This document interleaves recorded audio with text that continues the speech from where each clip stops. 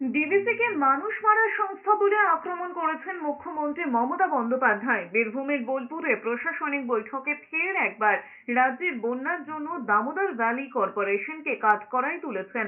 তার দাবি, প্রতি বছর জল ছেড়ে ম্যানমেড বন্যা তৈরি করা হয়। আবারও বলেছেন, পশ্চিমবঙ্গ বর্ষার কারণে বন্যা হয়নি, ডিভিসির জলে বানভাসী হয়। তিনি বলেছেন, বন্যায় এখনো পর্যন্ত 28 জন মারা গিয়েছেন। সুর চড়িয়ে বলেছেন, ড্রেসিং করে না, বছরের পর বছর জল ছেড়ে মানুষ মারছে। একসঙ্গে 5 লাখ কিউসেক জল ছাড়লে মাটি সহ্য করবে কি করে? কৃষকদের জমি শস্য নষ্ট করেছে, এমন মানুষ মারা সংস্থার কোনো প্রয়োজন নেই।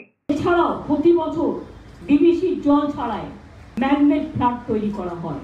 ঝাড়খণ্ডে বৃষ্টি হলে আমাদের চিন্তা হয়, বাংলার বর্ষায় বাংলায় বন্যা হয় না, ঝাড়খণ্ডের জলে প্রতি বছর বাংলায় বন্যা করা হয়। আমরা চাই না সেই অর্গানাইজেশন যারা জল ছেড়ে মানুষ মারে। ডিভিসি তো তৈরি হয়েছিল বন্যা থেকে মানুষকে বাঁচানোর জন্য। 4 লক্ষ কিউসেক মেট্রিক কিউসেক টন তারা জল রাখতে পারত, আর আজকে 20 কোথায় নেমে এসছে, রাস্তার সমান নেমে এসছে। 20 বছর ধরে ড্রেজিং করে না, ফলে না, মারিয়ে মারে।